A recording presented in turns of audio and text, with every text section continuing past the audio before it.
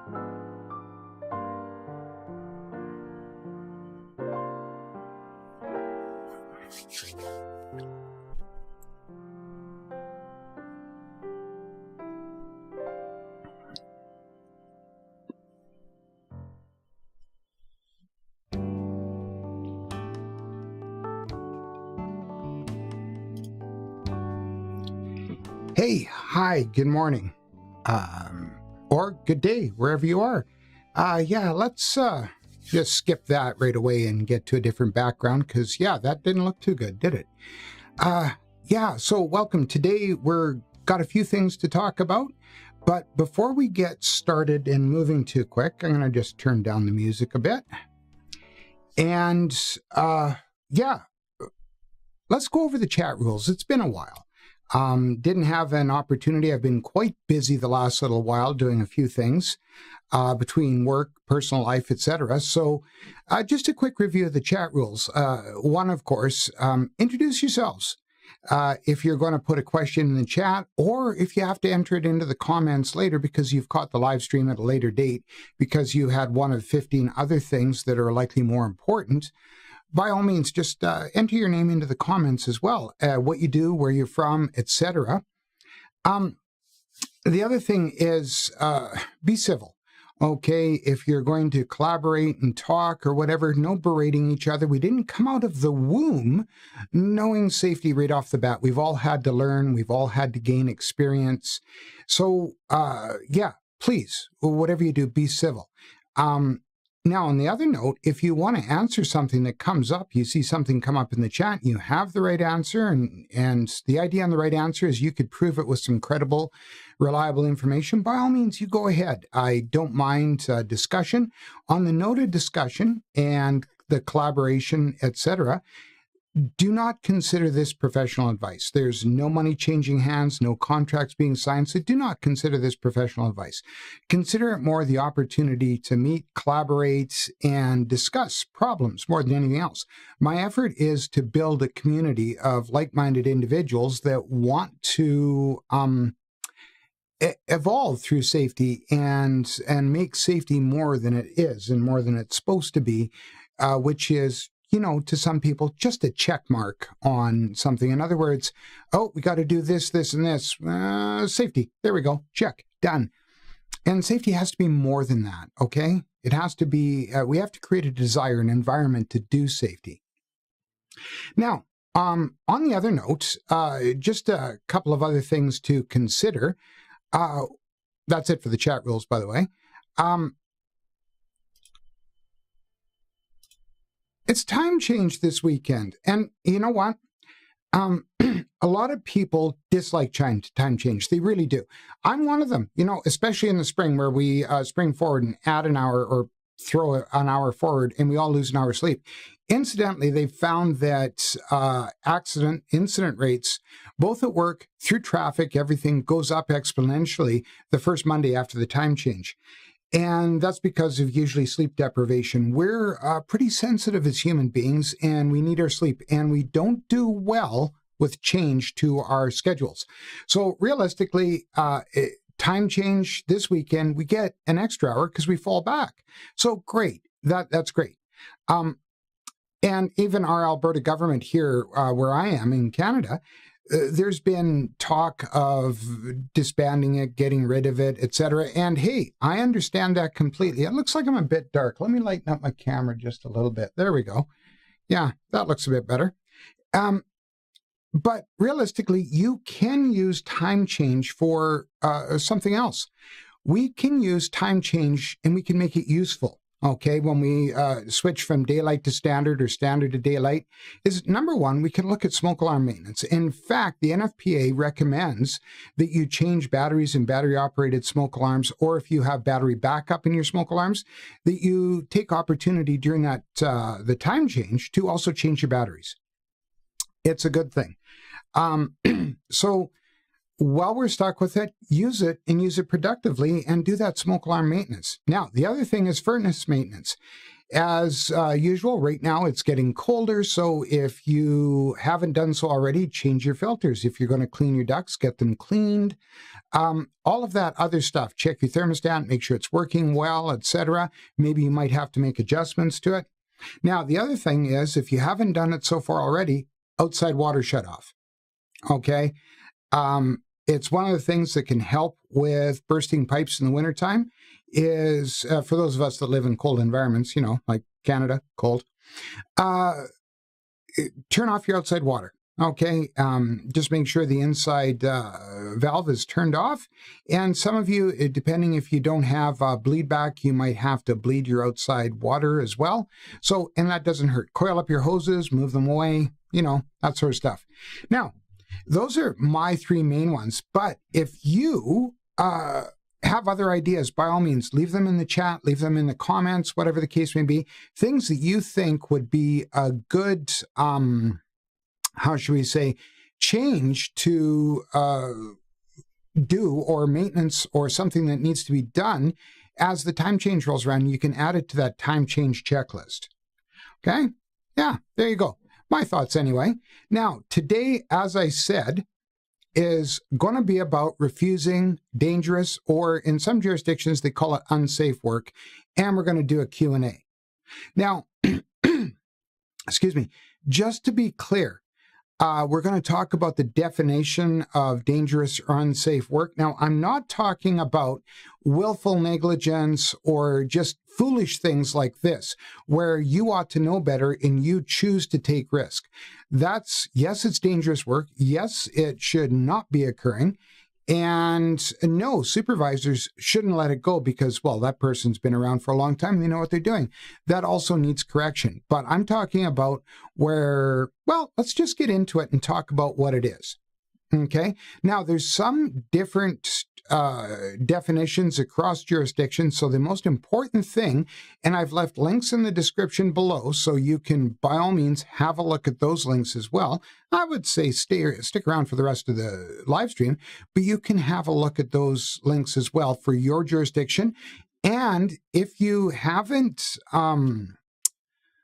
if your jurisdiction isn't up there and you want to see it added, by all means, message me or email me or whatever. My contact information is on my channel page, and I'll add it to the description of this so people can have reference going forward. I'm only allowed 5,000 characters, so eventually we'll run out, but let's make this a collective thing where people can be advised of how to refuse dangerous work. So anyway, what is it?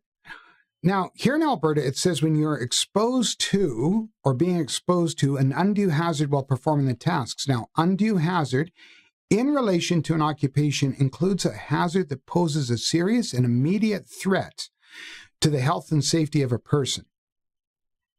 Okay, so that's an undue hazard. Federally, our Canadian government has said it a bit different too. They've also said that it's any condition or any hazard, condition, or activity that could reasonably be expected to be an imminent or serious threat to the life or health of a person exposed to it before the hazard or condition can be corrected or the activity altered. That goes a bit further, and that's actually a more comprehensive one. Now, I don't want to leave my friends to the south out, so and hopefully this shows up, I prepared a definition. Yes, and this is what it says on OSHA. And I've also left some OSHA links below, but it goes a little further and expands upon it quite a bit. However, occasions might arise when an employee is confronted with a choice between not performing assigned tasks or subjecting himself to serious injury or death arising from a hazardous condition in the workplace. If the employee with no reasonable alternative refuses in good faith to expose himself, might want to put themselves, to the dangerous condition, he would be protected against subsequent discrimination. The condition causing the employee's apprehension or death or injury must be of such a nature that reasonable person under the circumstances then confronting the employee would conclude that there is a real danger of death or serious injury and that there is insufficient time due to the urgency of the situation to eliminate the danger through resort to regular statutory enforcement channels. In addition, in such circumstances, the employee, where possible, must also have sought from his employer and been able to obtain a correction of the dangerous condition. Whew, that's a mouthful and a half. However, it does a lot in explaining the whole entire process. Pretty important to understand. Sorry, just trying to find my mouse. It's being elusive here.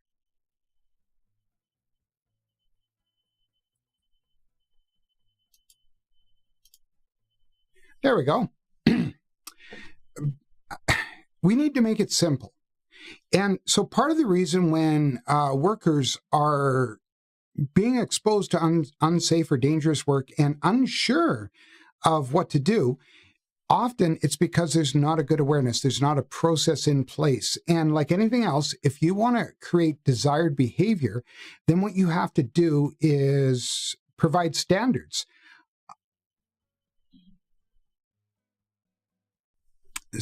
for that behavior. In other words, have good step-by-step instruction or creating a process and programs for exactly that. So when it gets right down to it, can we make it simple? Can it be that simple? So what is dangerous work? Well, what we can say is there's the presence of uncontrolled hazards, because realistically, dangerous is full of danger. That's putting it down into the easiest base definition. Dangerous is full of danger. That's it in a nutshell. Now, on that note,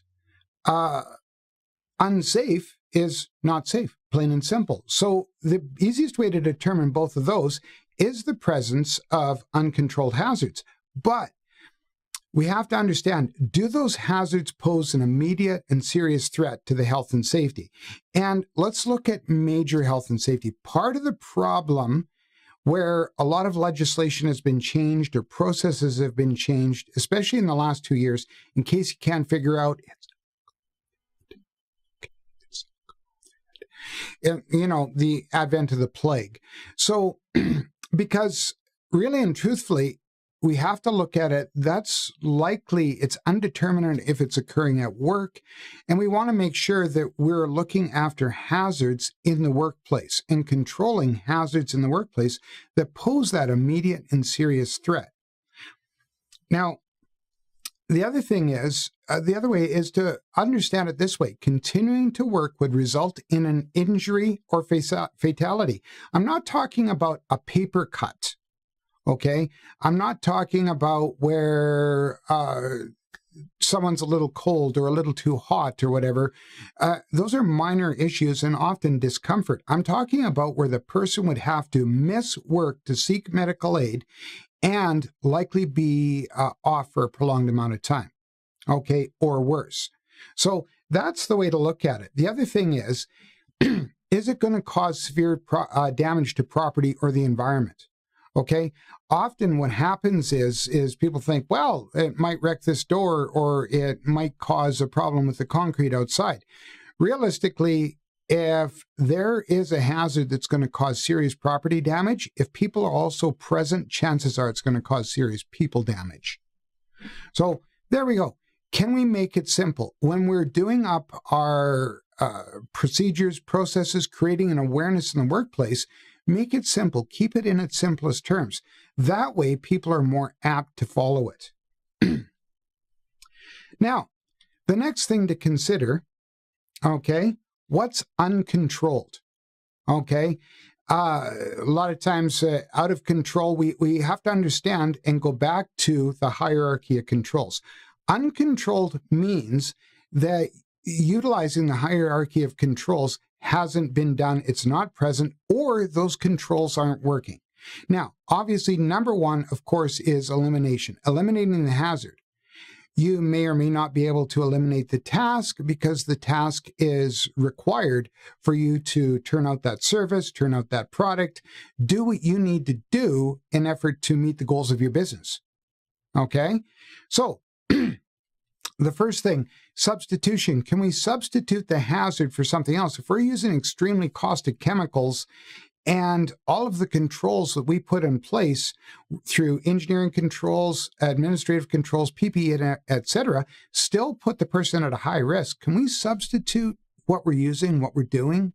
Can we substitute like caustic chemicals for something less caustic and maybe use mechanical assistance, etc.? Excuse me.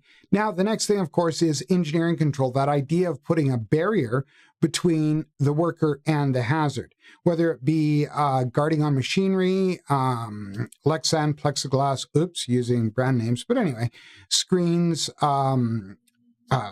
tempered glass screens, but also things like interlocks, etc.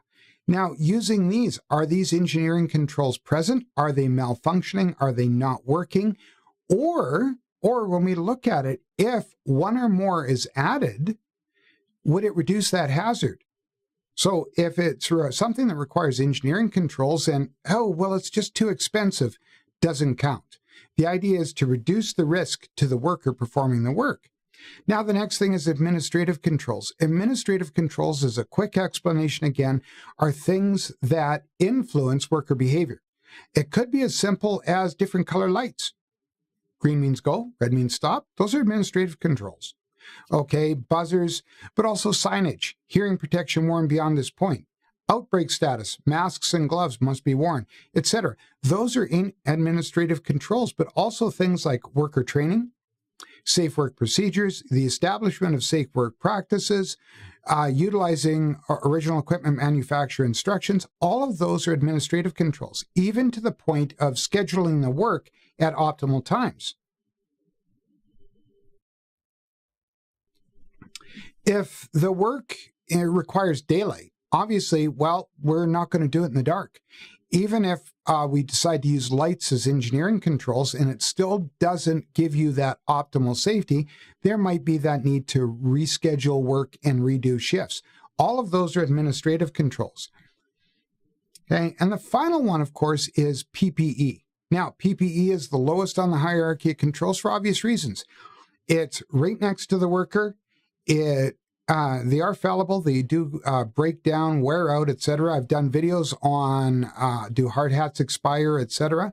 So yes, PPE does break down, does wear out, does expire. It also requires the worker cooperation to do it, and also usually administrative controls to accompany it.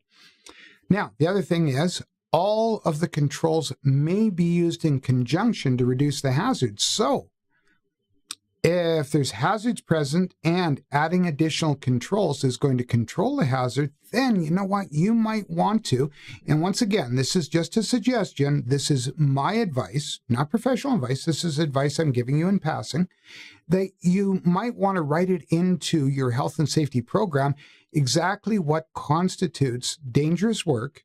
You can go with the definitions in your jurisdiction, or you can build upon it so it's a little easier to understand and apply. Just my thoughts. So, it's also important to understand PPE alone is not a sufficient control. I've said this, I just said it recently, just a couple of seconds ago. And too often, more often than not, I've seen people where they're working under overhead hazards or being told to walk under a scaffold, and you've got a hard hat. Well, if it's a 2x10 that's 8 feet long that falls down, a hard hat ain't quite going to cut it. Okay? So, if there's PPE, there must be an adequate control, such as administrative controls as a minimum, added to it. Okay? So, for instance, if you are erecting a scaffold and there's hazardous work going on above where the chance of a falling object may harm the workers below, you might want to add barriers, stanchions, whatever the case may be, around the bottom of that scaffold and instruct workers that nobody's to walk under it. Something to that effect. So you see how adding that administrative control just to the hard hats is going to make a difference. Same thing as having a high-vis vest on. High-vis vest is great. Mobile equipment operators can see them, forklift operators, grader operators, etc. But adding pedestrian walk zones in warehouses and things like that also help to alleviate an incident. And once again, so you're adding an administrative control to the PPE. So ask yourselves if realistically that control on its own is going to be enough. Do I have to add others? So let's talk about some examples of uncontrolled hazards. So there's no engineering controls present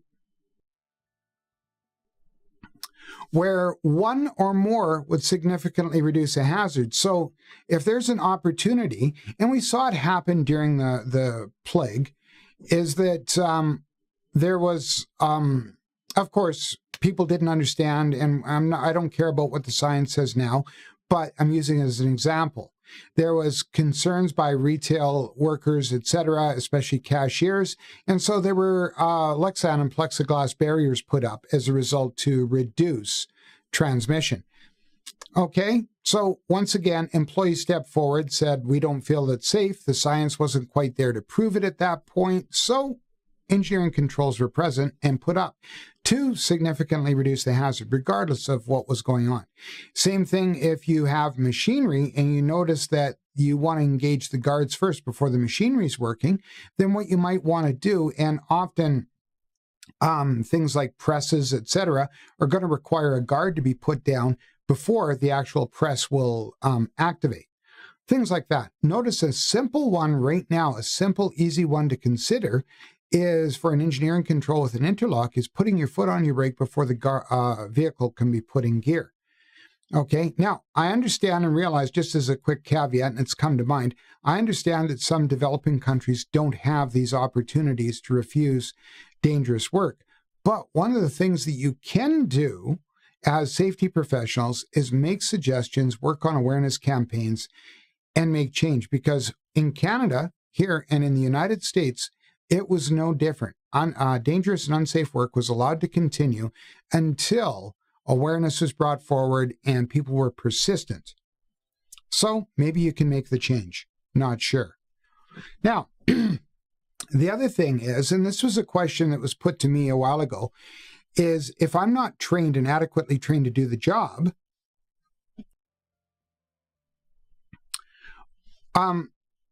does that make it dangerous or unsafe for me to do the job? And it's all depending.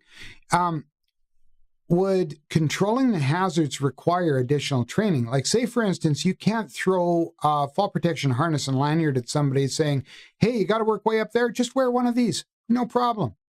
Well, there has to be some training how to wear the harness, for instance, how to use the lanyard, how to hook it up, what are the hookup points, etc. And same thing if you're doing fall restraint and only working towards the edge of the roof, where do you hook up, how's the process working, fall control zones, etc. So there's some training that goes to it. So yes, having fall protection equipment, having the anchors that are inspected annually, or whatever the case may be, all of those are great. But what about the training for the person? So if you've given them all of those engineering controls, but haven't given them the training, then you know what? It's still unsafe or dangerous work. No two ways about it. Okay? Now, the other one is if tools or machinery are inadequate to perform the task safely.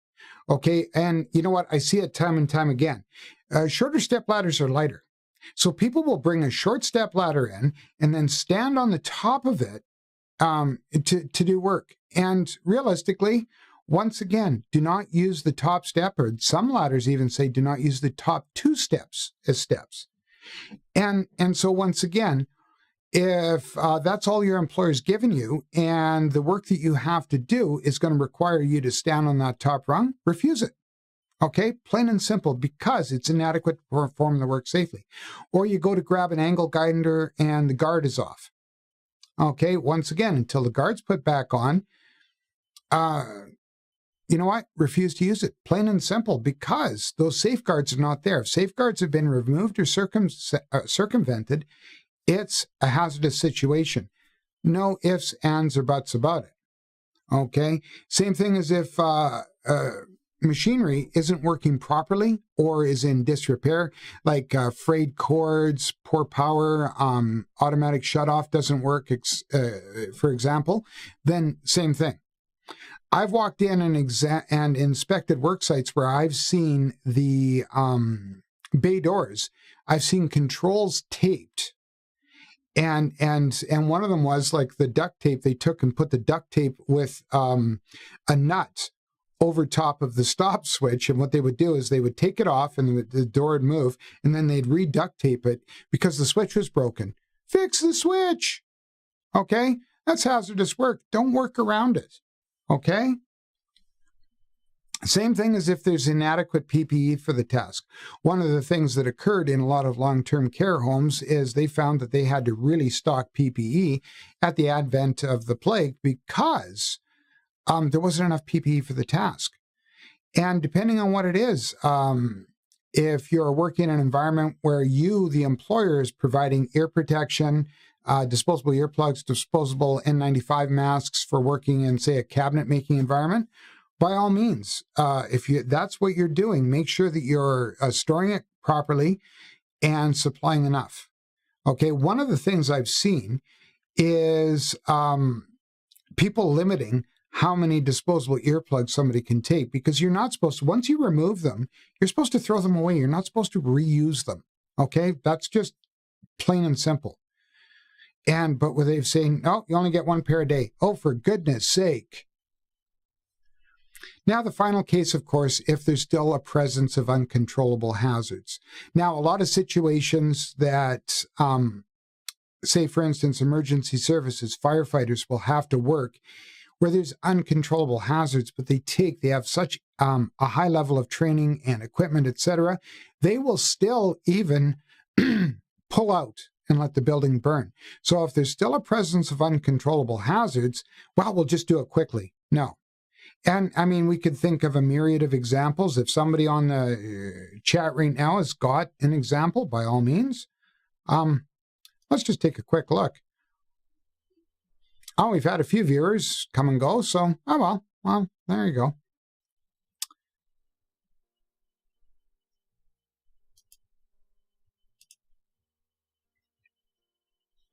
So, as it is, what now? What can we think about now? Write it into your program, okay? If you've got, and I've seen some people write in, we will abide by the current legislation and follow and adhere to the current legislation as far as what it says for dangerous or unsafe work. By all means, that's fine. That's a minimum.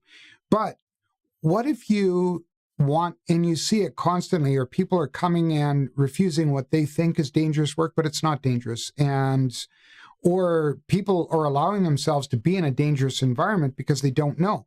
Well, what you might want to do is create an awareness campaign. And with that awareness campaign, you can have other things that I've just mentioned, making sure that they know if there's the presence of uncontrolled hazards, they have that right, especially if those hazards are going to cause them serious and immediate threats to their life and limb.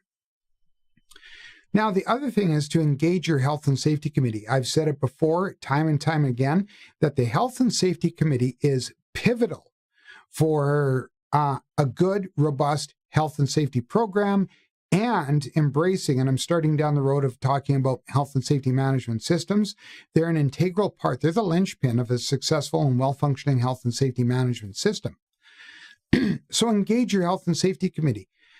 Engage them with help to write it into your program if need be, or just as creating that awareness and being part of that collaborative group that helps you to develop good safe work practices, good safe work procedures, and create that good health and safety culture that you need in your workplace. Now, the other thing is to confirm employer understanding. Make sure that that awareness isn't just at the worker level. I've seen it a few times. I've been guilty of myself talking to the workforce and making sure that they're well aware of what certain things are, but forgetting to talk about management, upper management, and of course the executive. You have to make sure that they're part of the solution, not part of the problem, but part of the solution, so that they understand clearly what the process is. They also, there needs to be that worker awareness. So whether you have periodic worker awareness campaigns, or if you, shall we say, you're asking the Health and Safety Committee to take it back to their stakeholder groups and provide some awareness and what have you, or even creating that opportunity to have toolbox talks. And I've got several toolbox talks. I've got 7 minutes of safety and 60 seconds of safety on the channel. So by all means, go ahead. Feel free to use them if you want when you're doing this. I've made a few regarding refusing dangerous work, and I've made a few regarding fixing workplace fails. But it works well to ensure worker awareness. Then the other thing is that continuous review. A lot of people will make the assumption, oh, one and done. I'm done. Okay, I've explained dangerous work to everybody, and I'm done. So really, how well is it working? How are you monitoring how you're done? Like, what's the case? How well is it working?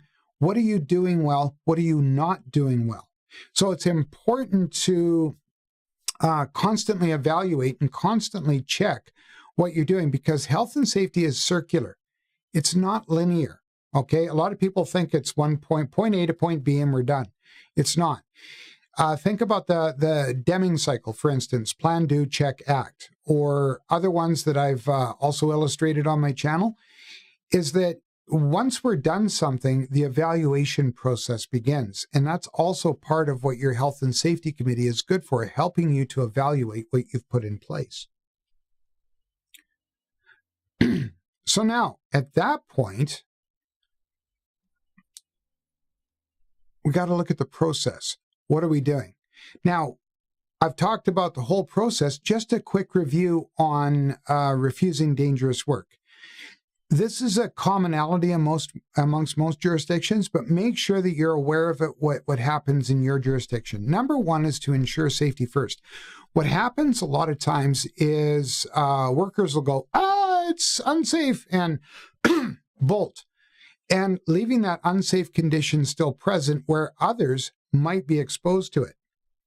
So ensure that everybody is safe first, not just you, but make sure. So you might have to lock doors or shut down machinery and lock it out.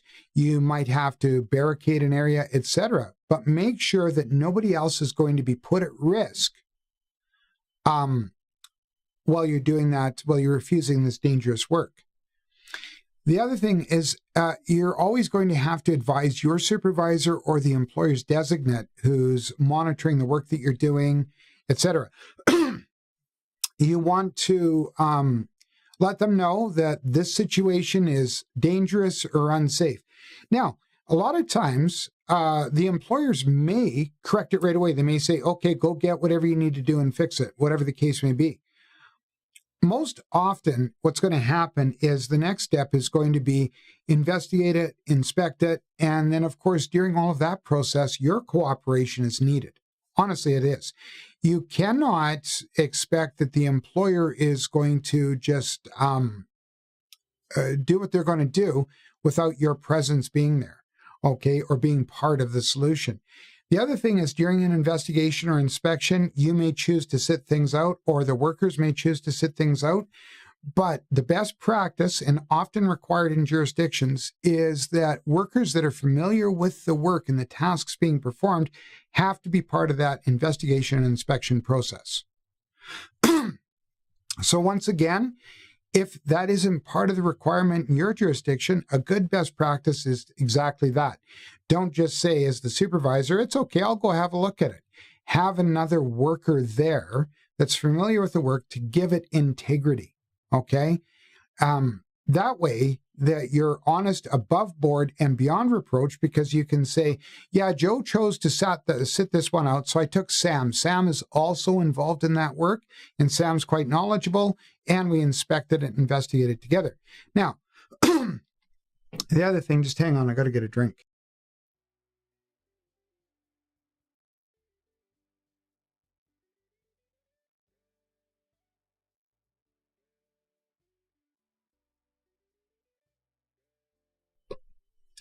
Now,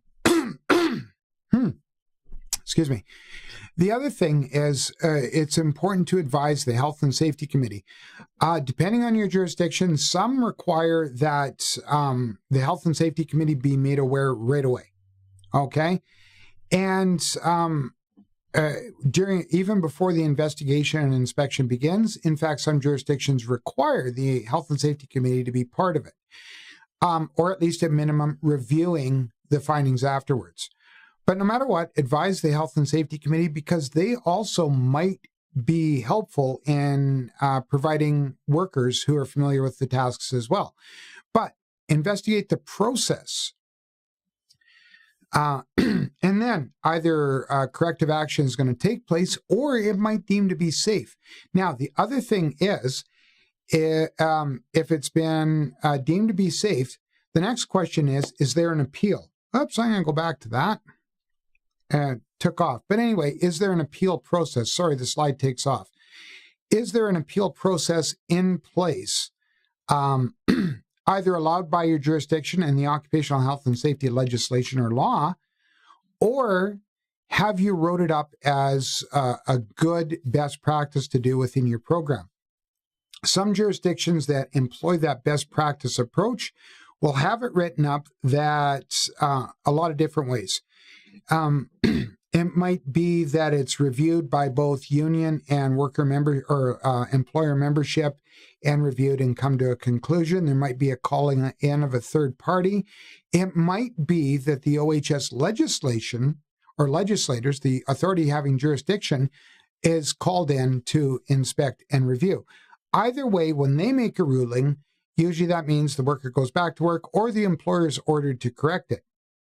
In both cases, a lot of times there is an avenue of appeal. Okay? It all depends. So once again, like I said, make sure you're familiar with your legislation. Okay, so now what we're going to do is just a quick Q&A. And I've had a couple of questions come my way. Excuse me. And if anybody jumps in and there's additional questions, by all means. But one of them came up is, where can I find a list of safe work procedures and that I can use? And you know what? There is health and safety professionals out there that will have templates of safe work procedures. I've done a few videos, and if anybody's interested, I'll throw a comment into the afterwards and provide some links regarding writing safe work procedures. But I'm not a proponent of templating anything. They're a good springboard and a good jumpstart, but realistically, you should write them for your workplace and for the tasks that are going on. Personalize them, because if they're not personalized, really what happens, you're only doing half to 3/4 of the job. So are there lists out there? Yes, there are. I've seen lots of websites and blogs where health and safety professionals are offering them either for free as a lost leader. Some charge for it. But once again, I'm not a big proponent.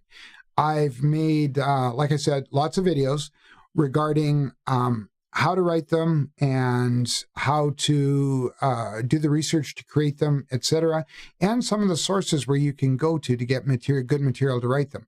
But realistically, I'm not a big proponent of templating. So sorry if that bothers people.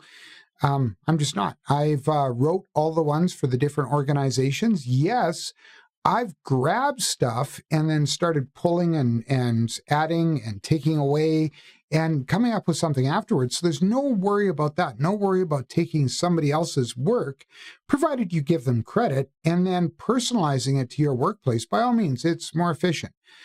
I'd always advise you give credit where credit is due. And if you choose to go down the road of templating, personalize them. Make sure it's personalized for your organization. The best way to do that is to engage the Health and Safety Committee, because they're going to help you with that personalization. They're going to help you make it part of your organization. And the other question I got asked, and that's why I made this video, is if my employer asks me to do something where I haven't been trained to do it, can I refuse that as the basis of it being dangerous work? And once again, that's why I made the video, because there's no yes or no. First off, number one, is it something that requires like trade certification, like working on high voltage stuff? Yeah, refuse that. But if it's performing tasks that you have no familiarity with and training would alleviate those hazards, then by all means, you have the right to refuse that as dangerous work until the employer trains you. Now, on that note, the employer may say, oh, okay, well, we're going to send you for fall protection training and then get you to start doing those stuff, that stuff. Then you know what? At that point, you really have to do things a little differently, because the employers recognize that that specialized training is going to alleviate those issues. There. And now, doesn't seem to be a lot of people in the chat. People have come and gone, so I'll just hang out for a couple more seconds. If there's no further questions, then what I'll do is I will shut down the stream at this point. So I'll just turn up the music a little bit. And yeah, so those of you that did tune in and watch, thank you very much. And as I said before, if you have the desire to, I don't know, leave a comment, by all means, do so. I appreciate them. I like the interaction. I prefer it. It works really well. Yeah, if you like the video, give me a like as well. I appreciate that. Now, until we see each other again, do me a favor. Don't just think about safety. Don't just talk about safety. Be a safety influencer. Be a leader. Provoke safety. And engage with your health and safety committee, with your employer, depending on where you sit in the hierarchy, whether you're an employer or whether you're a worker or whether you're a health and safety professional. Building that community in the workplace around health and safety is what promotes a good health and safety culture. Okay, well, there we go. We've drawn to an end. I don't really see any other questions coming up. Just one final check. Oh, okay. So do me a favor until we see each other again. Take care. Stay safe. Okay, bye for now.